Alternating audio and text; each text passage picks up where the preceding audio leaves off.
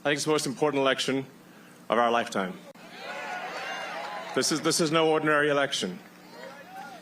The other side wants to take away your freedom of speech. They want to take away your right to bear arms.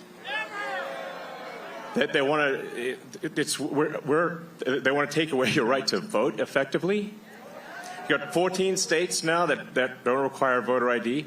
California, where I used to live, is just passed a law banning voter ID for voting. I still can't believe that's real. So how are you supposed to have a proper election if there's no ID? It's just meaningless. And free speech is the bedrock of democracy. And if people don't know what's going on, if they don't know the truth, how can you make an informed vote? You must have free speech in order to have democracy. That's why it's the First Amendment. And the Second Amendment is there to ensure that we have the First Amendment. You have to ask yourself, like, a logical person will ask themselves, why would an American government not require voting ID when it has large swath of people who technically are not allowed to vote based on our Constitution, right? Because we're not a democracy. We're a republic, actually. And a republic says that, hey, representative government, aka for an American government, only Americans are allowed to vote. And just because you live in the area, therefore you're entitled to vote as well. No, that makes no logical sense whatsoever. And the Democrats, and you see it through their actions, don't look at their words, look at their actions.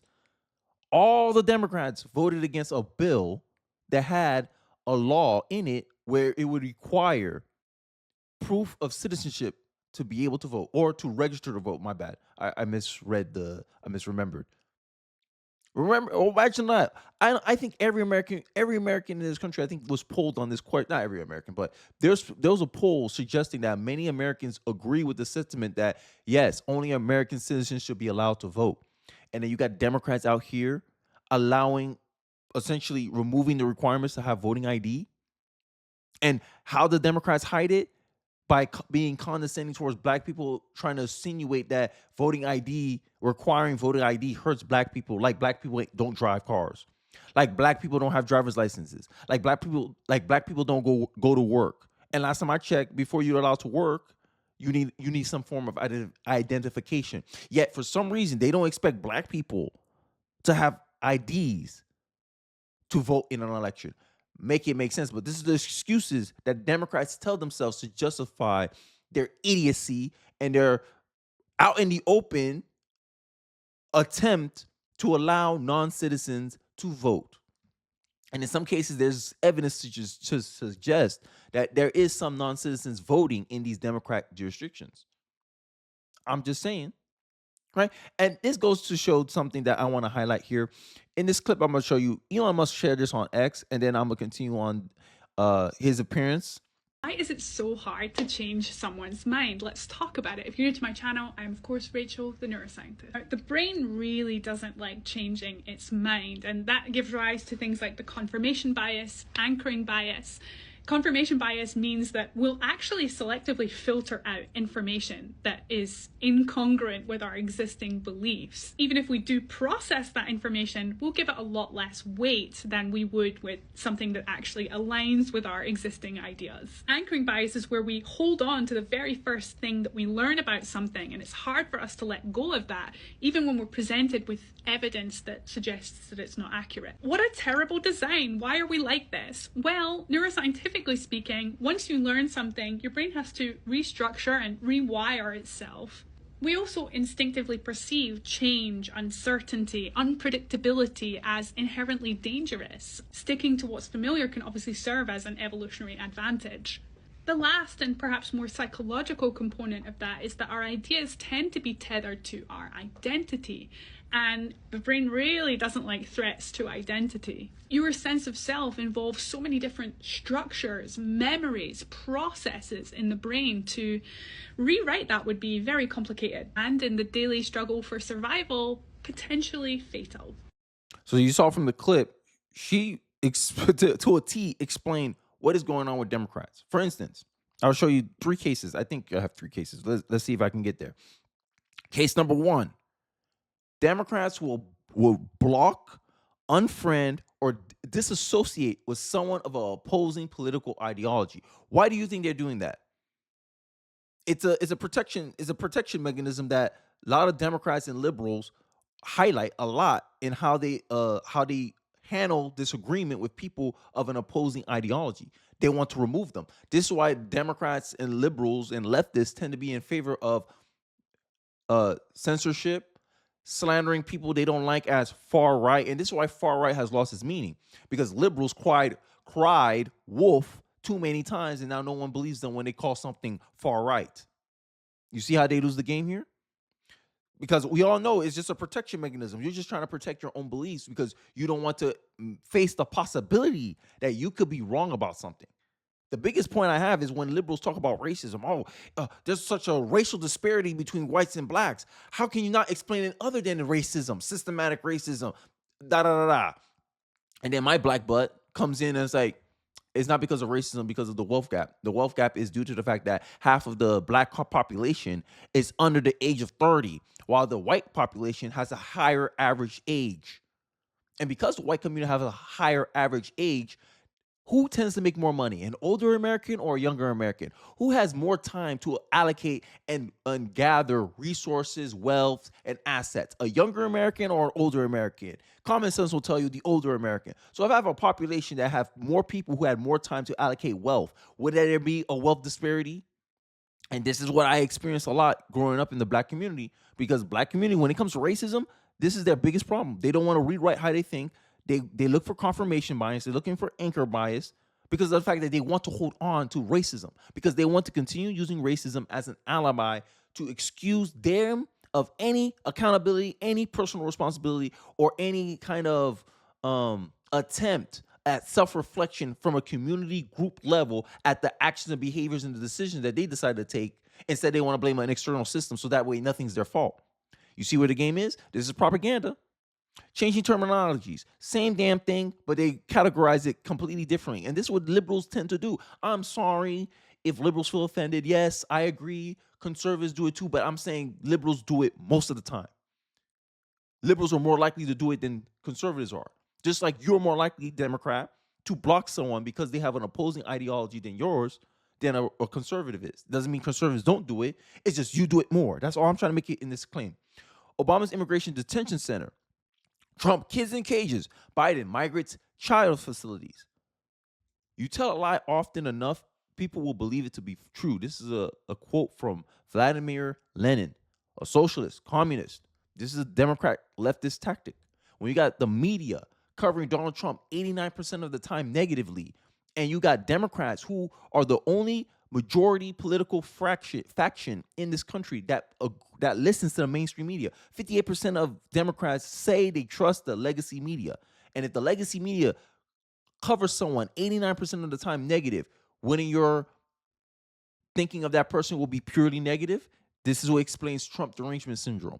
And when someone tries to highlight, hey, look, Trump's a racist. How Trump is a racist?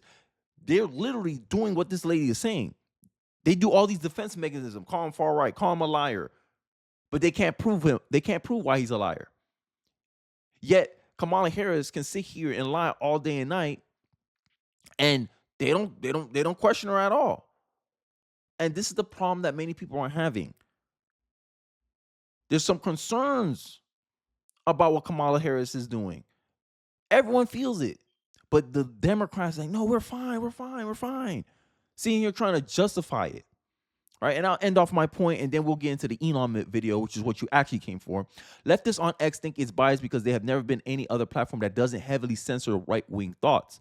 Neutrality feels like bias to them because they never had to compete in the marketplace of ideas. Or as someone else will say it, equality feels like oppression to someone who's used to privilege. And this is a privilege. This is why Democrats love to say misinformation, disinformation.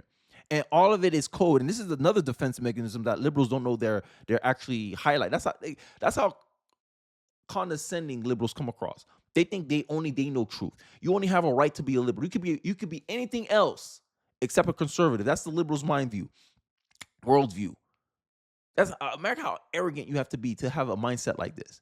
But they don't see no problem with it. But I digress. Let's get into a clip about Elon Musk further talking about this point, because I think it's very important what Elon Musk is doing right here. Hi, everyone.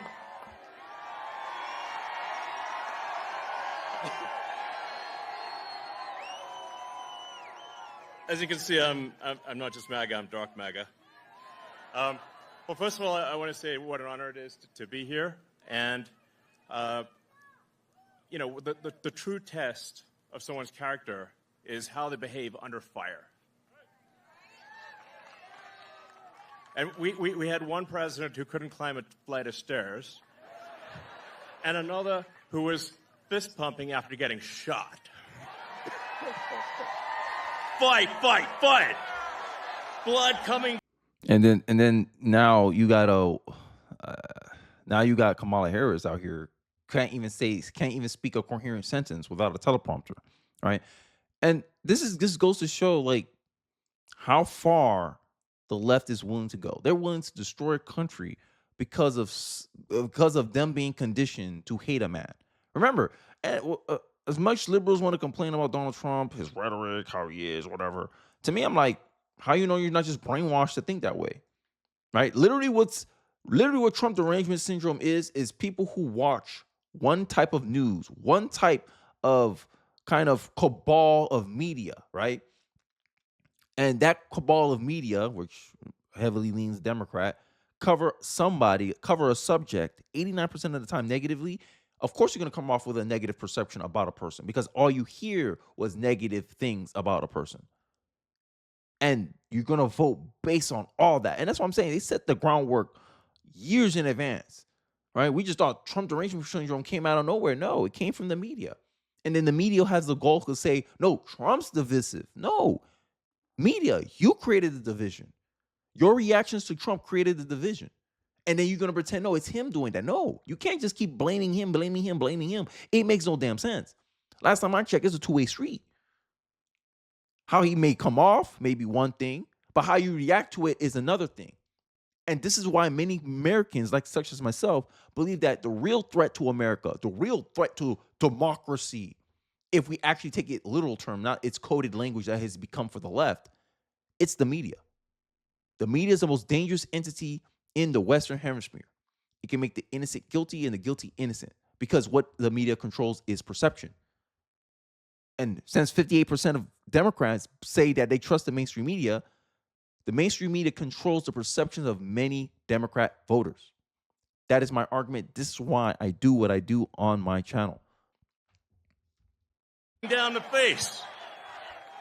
Now, America is the home of the brave. And there's no truer test than courage under fire. So who do you want representing America?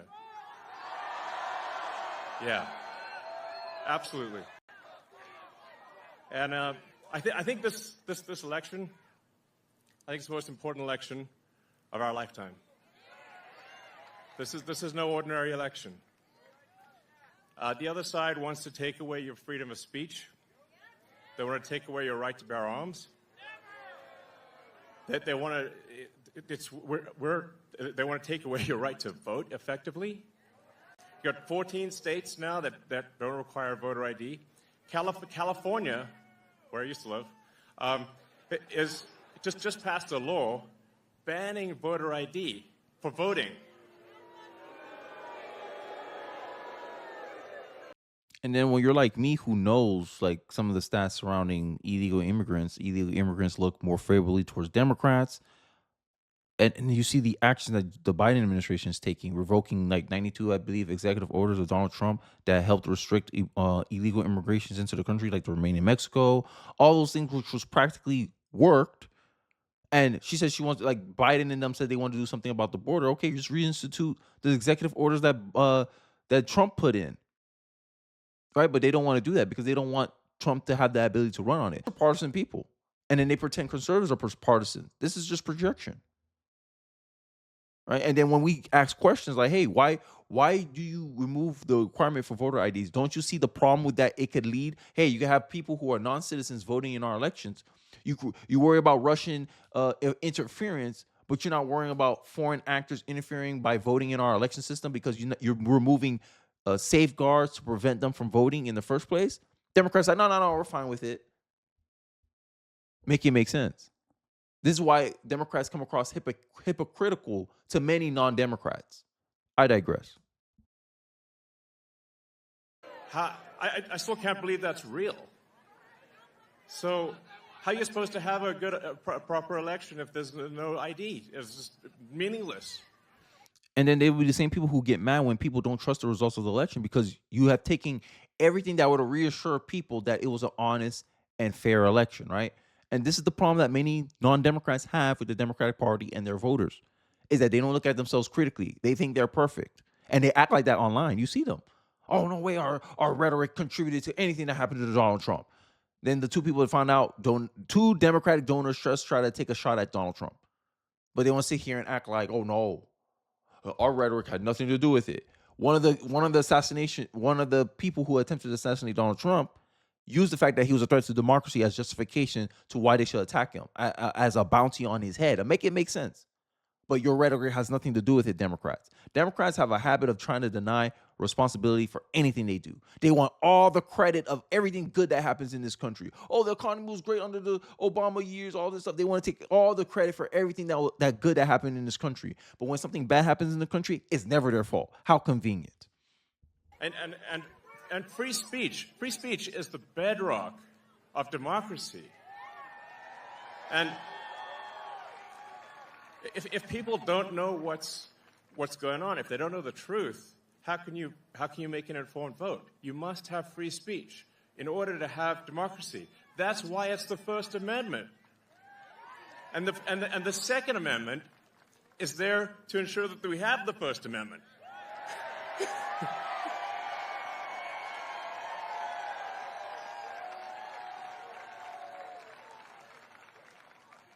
President Trump must win to preserve the Constitution. He must win to preserve democracy in America.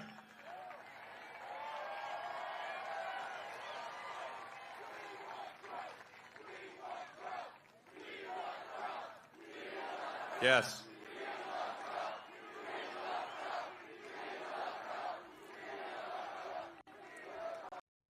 So you get it. I don't think I need to explain anything more. Like, it's obvious that he wants Donald Trump to win, right? Especially the fact that Donald Trump was open to his ideas about making the government more efficient. Elon Musk clearly sees the problem. Hey, look, you can't have all these migrants coming in, limited resources. They're a drain on the system. They put a higher burden on the system. We see it now as an example. We have the FEMA stuff that's going on. Democrats trying to deny that they didn't use FEMA money to help migrants. But then in the same breath says, yeah, we have two budgets, one for FEMA for our citizens and one for FEMA for illegal immigrants. But they won't sit here and pretend that FEMA money's not being used for illegal immigrants. Make it make sense. This is the kind of thing that makes someone turn conservative.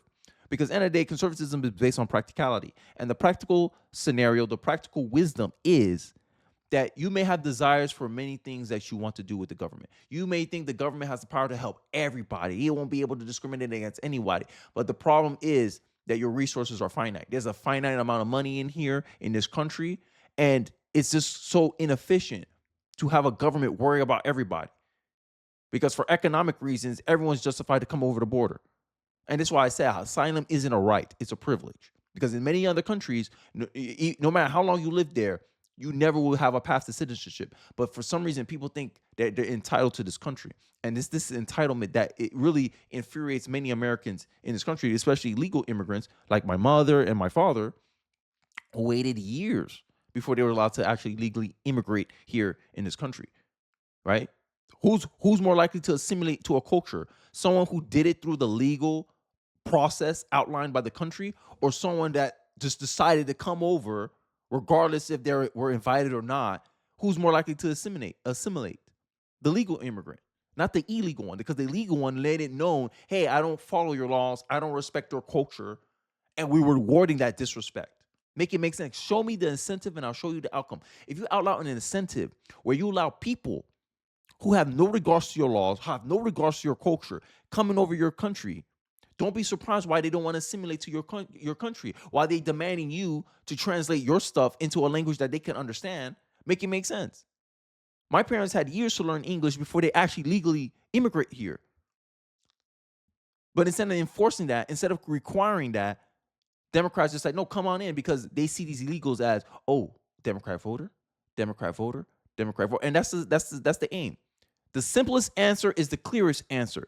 I'm not going to go sit here and try to go on this little complex mumbo jumbo mental gymnastics these Democrats try to do to justify their actions. I'm just saying the simple answer is the clearest answer. Simple answer is you see illegal immigrants as Democrat voters and you want as much of them over the border as possible, because then you can remove requirements to allow them to vote in your elections. California, simple.